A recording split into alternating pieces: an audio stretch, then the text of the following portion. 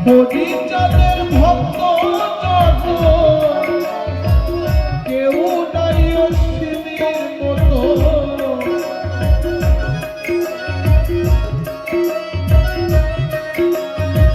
জানে যত তুয়া ভালো বড় কাগাল ছিল অশ্বিনী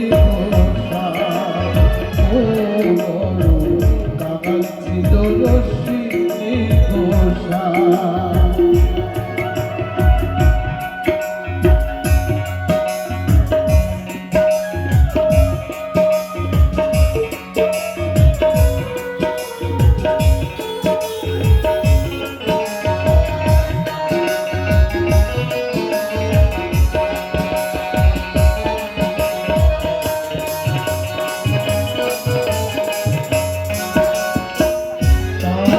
তুমি ভুবনে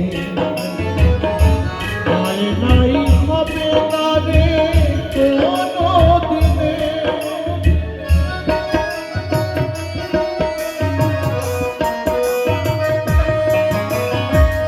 তার মতো তুমি ভুবনে আয় হবে না রে কোনো দিনে। ছিল না তার ঘরের বেড়া হরি নামে মাতোয়ারা,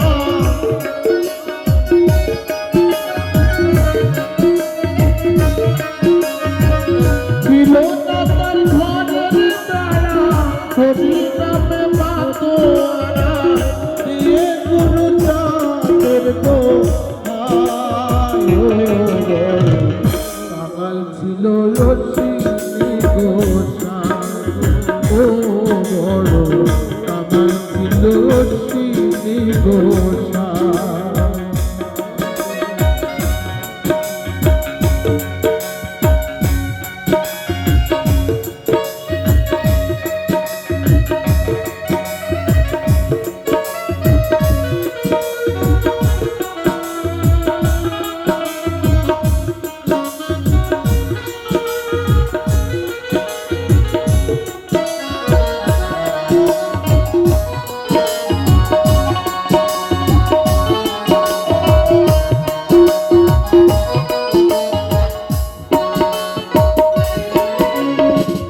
অশ্বিনীর ছিল কুটি,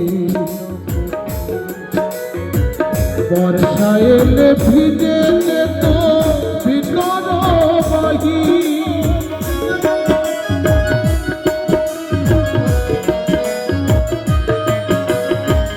অশ্বিনীর ছিল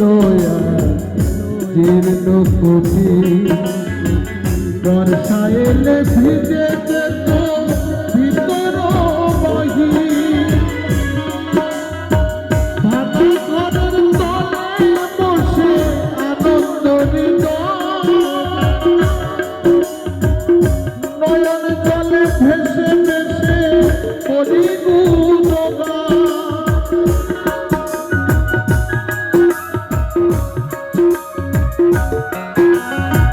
বসে ভাঙা ঘরের তলে সদা ভাসে নয়ন জলে,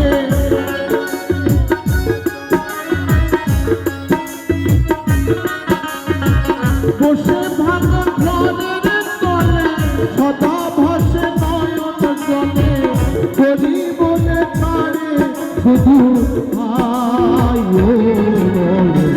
কাগাল ছিল অশ্বিনী ঘোষা, ও বড় কাগাল ছিল অশ্বিনী ঘোষা। হরিচাঁদের ভক্ত যত কেউ নাই অশ্বিনীর মতো, হরিচাঁদের ভক্ত যত কেউ নাই অশ্বিনীর মতো, জানে যত তুয়া ভাই কাগাল ছিল অশ্বিনী ঘোষা, ও বড় কাগাল ছিল অশ্বিনী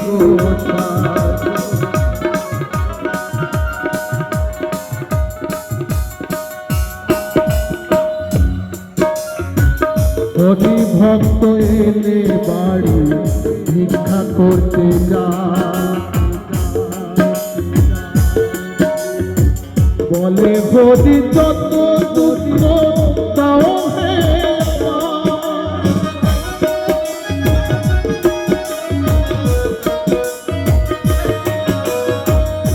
তারক গোসাই খুলনায় কবিগঞ্জে গোপালগঞ্জে বায়না হয়েছে, সেই বায়নার উদ্দেশ্যে রওনা দিয়েছে। গঙ্গাচরণার উপর দিয়ে যেতে হবে। তারক গোসাই বলছে দোহার পত্তর দিক, চলো না অশ্বিনীর বাড়ি হয়ে যায়, বিশ্রামও হবে, অশ্বিনীকে দেখেও যেতে পারবো। বলতে না বলতেই অশ্বিনীর বাড়ির দিকে রওনা হয়েছে। গুরুদেবকে দেখতে পেয়ে অশ্বিনী গোসাই আর অশ্বিনী গোসাইয়ের স্ত্রী মা মালঞ্চ দেবী আনন্দে আত্মহারা হয়ে পড়েছে। গুরুদেবকে বসার বিছানা করে দিয়ে মা মালঞ্চ দেবী ঘরের মধ্যে প্রবেশ করেছে। ঘরের মধ্যে গিয়ে দুই চোখের জলে ভেসে যাচ্ছে। অশ্বিনী গোসাই বলছে, ও মালঞ্চ, কি হয়েছে তোমার, অমন করে কাঁদছো কেন? আজ আমার কত সৌভাগ্য, আমাদের গুরুদেব আমাদের বাড়িতে এসেছে, আর তুমি কিনা চোখের জলে ভাসছো। বলছে,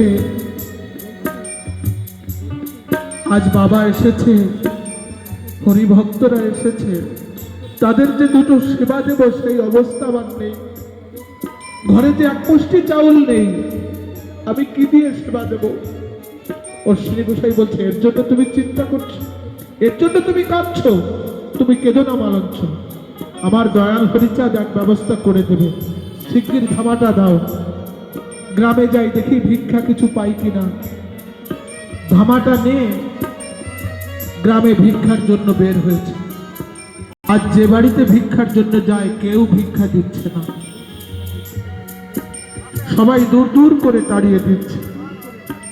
ফাঁকা একটা মাঠে গিয়ে অশ্বিনী গোসাই দয়াল হরিচাঁদকে ডাক দিয়ে বলছে, ওগো দয়াল দীনবন্ধু হরি, আমি একদিন তোমার কাছে চেয়েছিলাম, আমি যদি গ্রামে ভিক্ষা করতে যাই কেউ যেন এক মুষ্টি ভিক্ষা আমাকে না দেয়। ওগো দয়াল, এ তো আমি চাইনি, আমি হরিভক্তের সেবা করাতে পারবো না, এ তো আমি চাইনি। ওগো দয়াল দীনবন্ধু হরি, তোমার হরিভক্তরা বাড়িতে এসেছে, তাদের তুমি সেবার ব্যবস্থা করে দিও ঠাকুর। এই বলে হরিনাম করতে করতে ওখানে জ্ঞান হারিয়ে পড়ে গিয়েছে। আর এদিকে আমার দয়াল হরিচাঁদ ভক্তের বাধ্য, সিধা মোড়াকার দিতে কি আর থাকতে পারে? ছোট্ট একটা বালকের বেশ ধারণ করে চাউল ডাউল তরি তরকারি মাথায় নিয়ে এসে অশ্বিনী গোসাইয়ের বাড়িতে উপস্থিত হয়েছে। এসে মা মালঞ্চ দেবীকে ডাক দিয়েছে, ওমা ওমা কোথায় গেলে, তাড়াতাড়ি এসো। মা মালঞ্চ দেবী বাইরে বেরিয়ে এসে দেখতে পায় একটা ছোট্ট বালক মাথায় চাল ডাল পরিপূর্ণ করে উঠানের সামনে দাঁড়িয়ে আছে। মা মালঞ্চ দেবী বলছে, এই ধামা তুমি কোথায় পেয়েছো? বলছে, বাবাই তো জোর করে আমার মাথায় চাপিয়ে দিল। জানো মা, এত বড় বোঝা আমি বইতে পারি, তবুও আমার আনতে হলো। তুমি বাবাকে বলে দিও এমন করে যেন আমার মাথায় জোর করে আর বোঝা চাপিয়ে না দেয়। মা, মা জানো, বাবাকে না আমি খুব ভালোবাসি। বাবা যখন হরি বলে কাঁদে তখন আমার কি মনে হয় জানো, আমার দুই হাত দিয়ে আমার বাবার ওই চোখের জল আমি মুছিয়ে দিই। মা মালঞ্চ দেবী একটু অন্যমনস্ক হয়েছে, এদিকে ওই বালক অদৃশ্য হয়ে গিয়েছে। মা মালঞ্চ দেবী বলছে, কে এই বালক যাকে দেখলে চোখ ফিরানো যায় না? এদিকে অশ্বিনী গোসাই যখন জ্ঞান ফিরেছে ধীরে ধীরে বাড়ির দিকে রওনা হয়েছে। বাড়িতে এসে দেখতে পায় এক থামা পরিপূর্ণ চাল ডাল। অশ্বিনী গোসাই মা মালঞ্চ দেবীকে বলছে, মালঞ্চ, আমি গ্রামে একা ভিক্ষা করতাম, তুমিও কি ভক্ত সেবার জন্য তুমি নিজে গিয়েছিলেন গ্রামে ভিক্ষা করতে? মা মালঞ্চ দেবী বলছে, না, কি বলছো তুমি? আমি ভিক্ষা করতে যাইনি। তুমি না এক ধামা চাল ডাল পরিপূর্ণ করে একটা বাচ্চা ছেলের মাথায় দিয়ে চাপিয়ে দিয়েছো। বালকটি পারে না বইতে, তবুও নাকি তুমি জোর করে ওর মাথায় চাপিয়ে দিয়েছো। অশ্বিনী গোসাই বলছে, কি বলছো মালঞ্চ? আমি কারো মাথায় কোনো বোঝা চাপিয়ে দিইনি। আমার মনে হয় কি জানো মালঞ্চ, আমি ফাঁকা মাঠে গিয়ে দয়াল হরিকে ডাক দিয়ে বলেছিলাম, ওগো দয়াল দেববন্ধু হরি, তোমার বাড়িতে হরি ভক্তরা এসেছে, তুমি তার সেবার ব্যবস্থা করে দিও।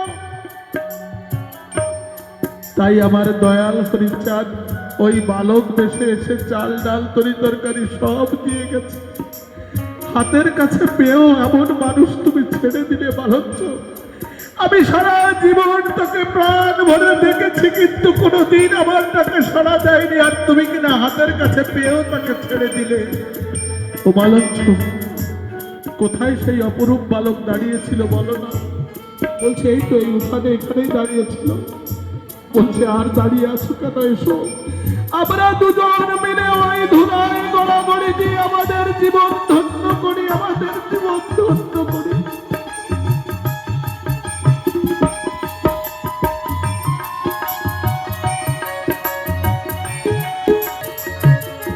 হরি ভক্ত এলে বাড়ি ভিক্ষা করতে যা, বলে হরি যত দুঃখ দাও হে আমার।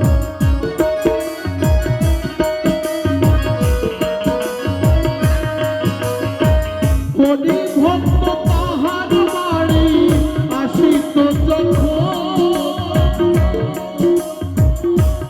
গুরুচাঁদ কান্ডারি হইত তখন।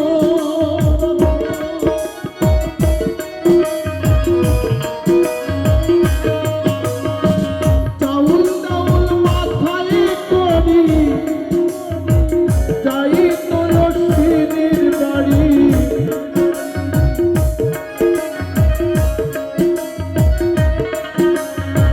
চাউল ডাউল মাথায় করি যাইত অশ্বিনীর বাড়ি। চাকর হয় গুরু চাকর, কাঙাল ছিল